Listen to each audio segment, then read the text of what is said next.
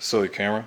All right, so I was so focused on the back end of this thing, I completely forgot how you even remove these things. Okay, so that claw in there right now is has tension to the inside, which is clawing itself over its own hole and catching on the breech face when you try to just pull it straight out. So that's why this thing is bent like this. Okay, it allows you to press the claw of this guy back over.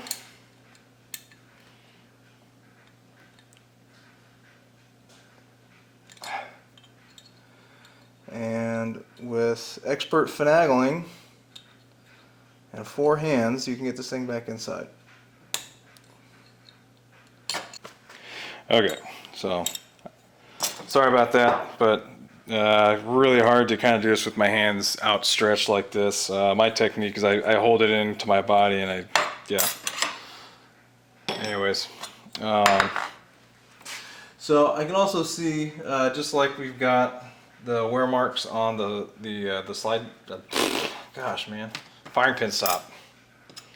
Okay, we have corresponding wear marks on the groove in the extractor. Okay, so that tells me that's where it's hitting. These two do fit together. Okay, so the slot's not too small, but it is quite a perfect fit. I have no problem with that. But I'm just going to take a file here and I'm just going to break the edges. I'm just going to file just a hair.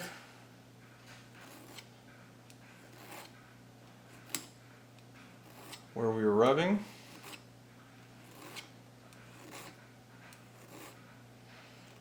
And just on the corners here, just to round the corners off just a tad. And all this is doing is it's just going to make these parts slide together just a hair easier. Not really going to change any dimensional tolerances.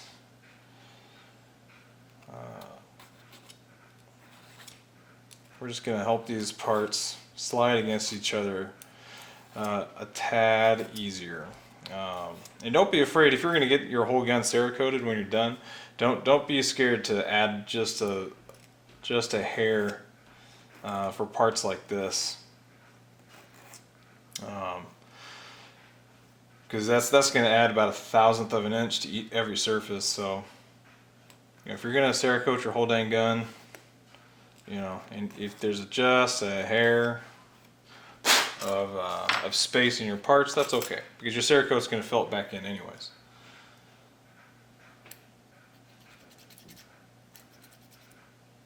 Alright, let's try this one more time. Okay, so we're going to make sure we get this thing clocked just right, and we'll see if we can slide you in now. So again, we'll see if it just needs a little bit of persuasion here.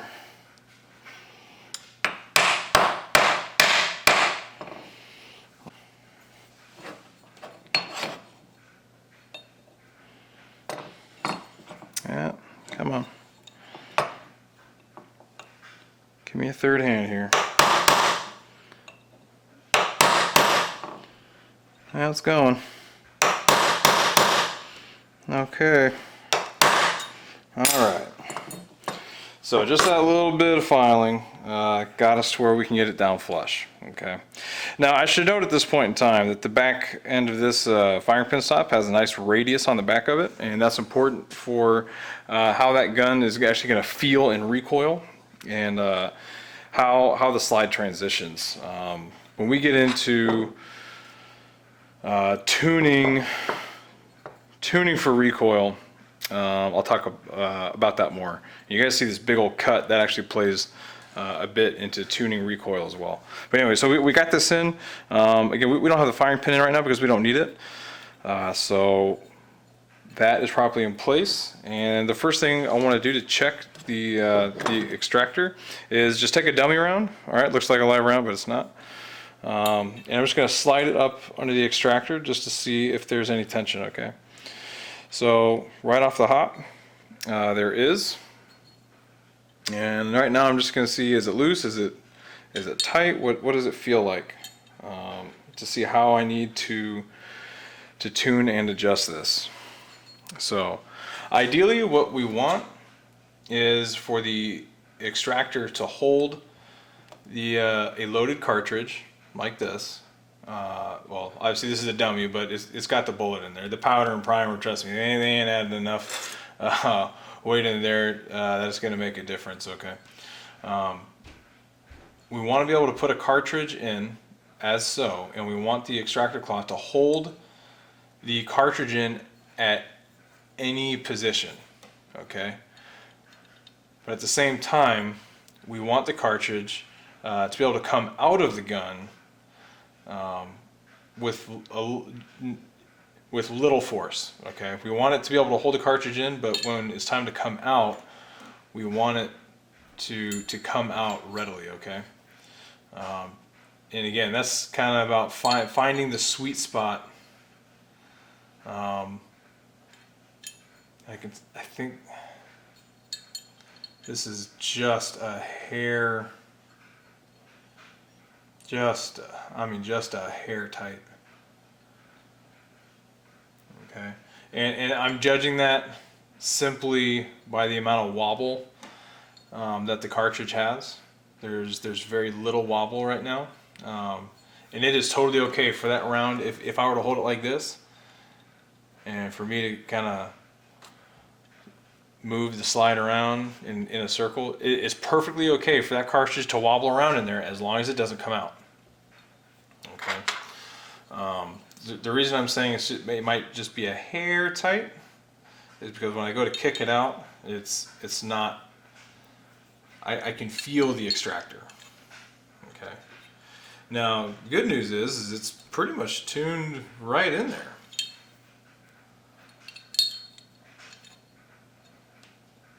Usually these things have like zero tension on them when you get them. So that's not too bad.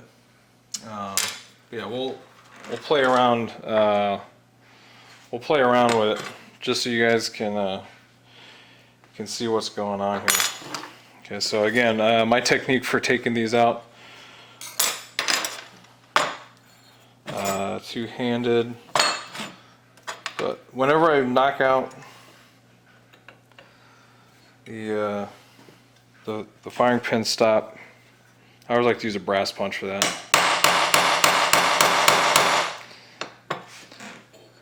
And I'm going to go ahead and take a few more file swipes on this thing once we have it out. This thing is really tight, and I don't want to have to beat and hammer on this thing every single time I want to take it out. So just a few swipes on the edge of this thing.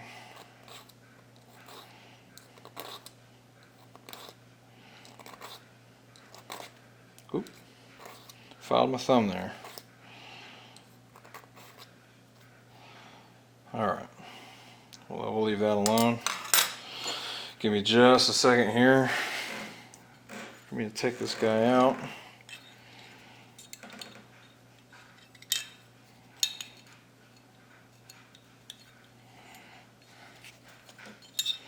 Again, I apologize for being out of frame here, but this is just my technique for taking these out. There we go. Now, you can buy the tool. All right, it's an extractor tuning tool. It's kind of like a block like this. It's got a slot in the middle. Now you take your extractor in, it puts pressure on two things. It's got like a big wing nut thing that's gonna press and bend this thing. Either way you put it in there. Look, I'm not that fancy, okay? This is a spring. All we need to do is bend the spring. We've already got something that holds the spring. We already know where we need to put the spring. We want to put the bend of the spring right here, okay? This little nub in there is it's not the fulcrum point, okay, but it needs to be the apex kind of your spring. So here's a little trick, field expedient. And again, this thing might be just a hair tight, so I'm gonna put it in with the knob facing inside just until the little nub there is inside the slide. Check out this super crazy technique here. I'm just gonna push inwards. And that's it right there. Little dab will do you on these things, okay? Okay, you don't have to go He-Man. All right, I'm telling you, you don't have to go crazy on these things. If I wanted to put more tension on it, okay, just put it in how you normally would, halfway in, right until the nub goes inside. And same thing. Just put a little tweak on it. Okay, a little dab will do you. Okay, you don't need to horse this thing around. All right, so I'm just gonna put a little watch it on there. Okay, again, not too much, just a hair tight she was. And let's get her lined up.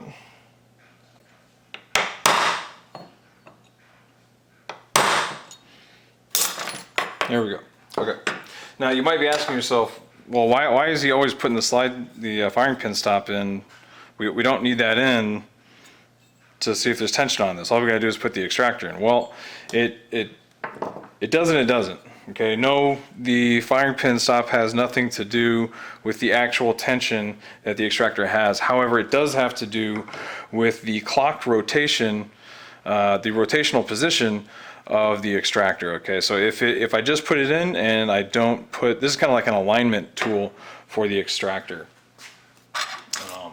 If you don't put this in, it could be off just a little bit, and you could be tuning it based off of a improperly clocked extractor. Okay, so you may think it's great, however it's clocked in the wrong position, and then you put it, you go start doing your thing and it's all messed up. And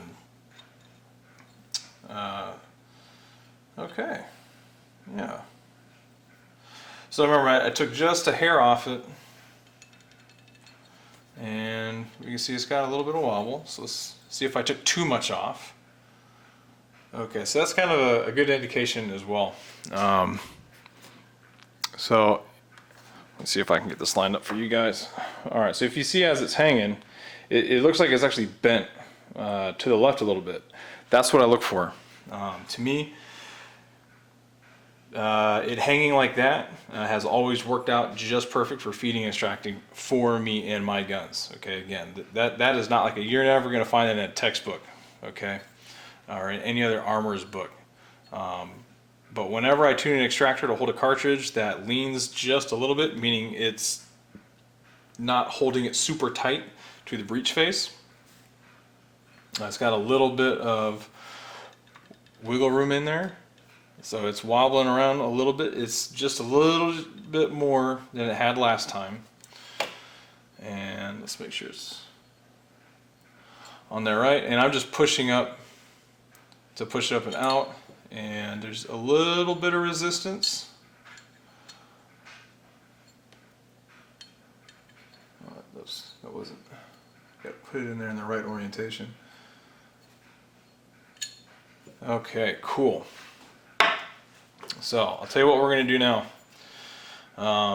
Ultimately, to test this, what we got to do is put the whole gun together and cycle some rounds. So let me put the gun together, and we'll load up a magazine with some dummy rounds, and we'll see if this thing can cycle. Be right back. Okay, so backtracking just a little bit. Before I actually put this thing in the gun to test, I got a little ahead of myself. We need to profile this. So what I'm looking to do here is, the way we're looking at it is up is down and down is up. This is the bottom of the extractor. Now behind the claw of the extractor, it is slightly rounded from the factory. Castmate did a nice job of that. But what I normally find is that this hook right here, the corner, is just a little too sharp, and it can cause a couple issues. It can cause a little extra friction, trying to get the round chambered. So I like to just kind of round it off a little bit. So here we go with the locking lug file again, and I've just got this in, you know, in the vise, and I'm just gonna kind of go and just kind of round this over a little bit. So here we go. Now you don't need to go crazy. There's no need to involve a Dremel in this. We're just going to reprofile the bottom of that hook, or the bottom, I call it a hook, the bottom of the claw, just to round it over a little bit. So there we go. Now the filed finish is a little rough, so I'm just going to break out a stone here.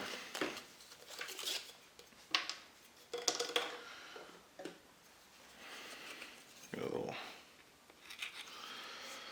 oil on the stone, and we'll just kind of stone that. This just smooths everything out. It does not necessarily polishes it, but it'll give it a nice smooth finish. That way we don't have any burrs. How's that looking? Get a little more.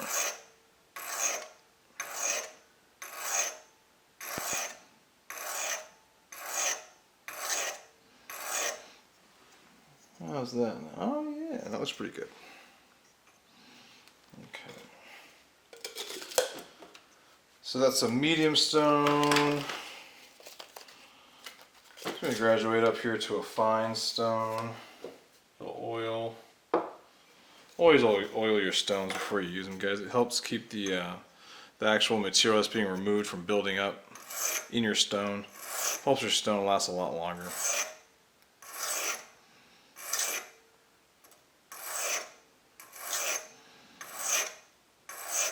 And again, I'm not using the stones to really do material removal. This is just kind of smoothing everything over to help reduce friction. Take it out here. And right now I'm just kind of going over this this area right here behind the actual hook. Just again, fine stone. I'm just smoothing this over. There is a media blasted finish on here. It is a very smooth media blasted finish, but we can do a little bit better. So I'm just coming in here, and again, no sharp corners, no sharp edges. I don't want anything to interfere with the cartridge. Okay, it's looking pretty good. Put that guy away. Another thing I'm going to do now is I'm actually going to break out a ceramic stone, and I'm going to use this triangle stone. Okay, and what I'm doing is I'm getting in right behind the claw, the hook of the extractor. And I'm just coming in here with this super mega fine ceramic stone. Okay. Use a little more oil. All this is for is just taking out any little rough spots that are in the actual claw of the extractor itself. Again, this is all about reducing friction and allowing the cartridge to come up into the breech face and make that transition as easy as possible while maintaining the proper amount of tension that we need to properly extract the cartridge. So I can feel there was a couple little rough spots that are starting to smooth out now. Just kind of tells me we needed to do this.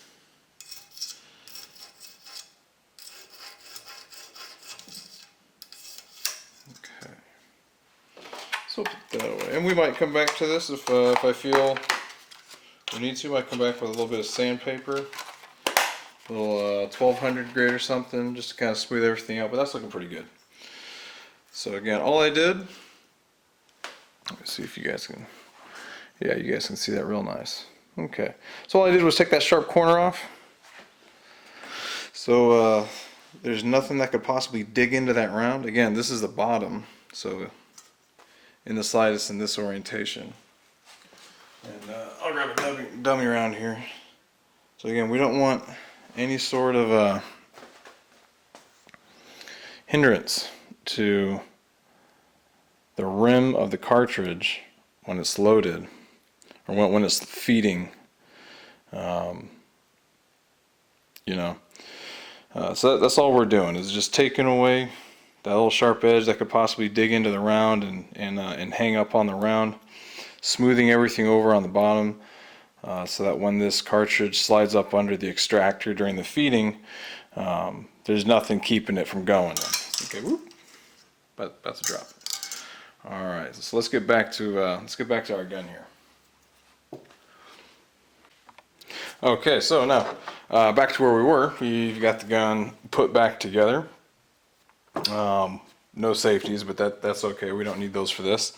Note, I have also installed the ejector into the frame here, and right after this, we're gonna take it apart. And we're gonna go over installing some of those other parts on the gun, like the ejector and the plunger tube. Okay, so I got a Wilson Combat 10 round 9mm magazine here. And some dummy rounds.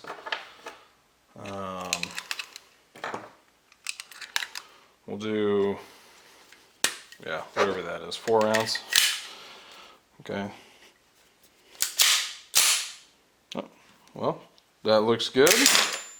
Solid ejection, good, good, good. And we're locking back. So it looks good to me. Now there's a couple different tests I like to do with these magazines. One, just loading by working the slide like you just saw me do. I like to test it from slide lock. Good. Whoop. A little bit of a hang up there.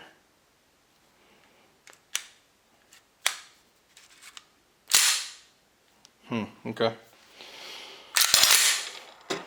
Now we're going to go back and investigate that. So we'll put some more rounds in here.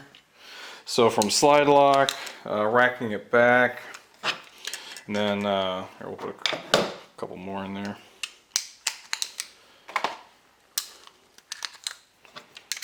And then power stroking from the slide lock position. So, and then I like to do what you see me do right now, just all the way back, letting it go full spring power. This is the 12 power spring in here. Now what we just saw was it hang up a little bit on one of those rounds, so I'm going to go kind of slow. Okay. So now we got the hang up there a little bit, and I'm wondering if that's because we need to put in a 13-pound spring. Well, it's going. Okay, maybe we just need to polish. Whoop! Throwing dummy rounds. Okay, I haven't polished the feed ramp on this barrel yet, and I'm wondering. There we go. I'm wondering if that's it. So, oh yeah. Okay. Well, that's a simple fix, yeah. It's a little rough. Fusion barrels don't come with polished feed ramps. I can see the copper from the bullets on the feed ramp right now. Yeah, I can see the copper in there. Well, not anymore because I just wiped it off with my finger, but you get the idea. Need to polish the feed ramp up, and I'm willing to bet that problem will go away. So this is good. Now, I did not load the magazine all the way. I don't like to do that because in the past, I've experienced problems with the magazines themselves. So if you're a 1911 guy, you know that the magazine is one of the weak links of the gun. So, and you also know that first or second round nosedives is also a common issue with 1911s regardless of the magazine. Sometimes a gun just doesn't like a magazine. These are Wilson Combats. These are supposed to be some of the best 9mm magazines out there. I've got a 40 caliber competition gun that absolutely will not use Wilson Combats, but loves Trips, Trip McCormick magazine. So, will this gun love Wilson Combat magazines? I don't know. But all I want to do right now is make sure that the gun's going to feed and extract and eject, which it is. So test success. If I want to test the magazine itself, then I'm going to go ahead and load it up all the way and see if I need to tune the magazine, tune the feed lips, and start working on that. And that's a gun specific thing. So, you know, I'm not here to test a magazine. I'm here to test the extractor. Okay, so that's why I only load them halfway.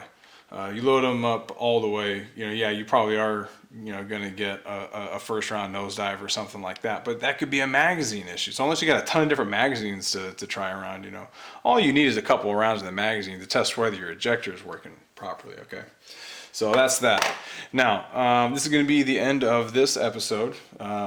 In the next episode, we're going to go to installing small parts. So getting the plunger tube installed, and getting the springs and all that stuff set up. We're also going to finish the thumb safety. We got to fit the thumb safety for the sear, and then we can move on to our grip safety. But we got to get the plunger tube in, and then, like I said, I've already installed the ejector. I'm going to go back, don't worry, and show how to install the ejector and drill it out and get the get the front peg done correctly so you can pin it in. Okay, so thanks for tuning in, guys. Hope this was helpful. Hope somebody picked up some tips or tricks out of that one. Again, thanks as always for watching and sticking around. Thanks for the subscriptions. Check it out on Facebook and Instagram, Windisch Gunworks. And always remember, folks, to reload and let freedom ring.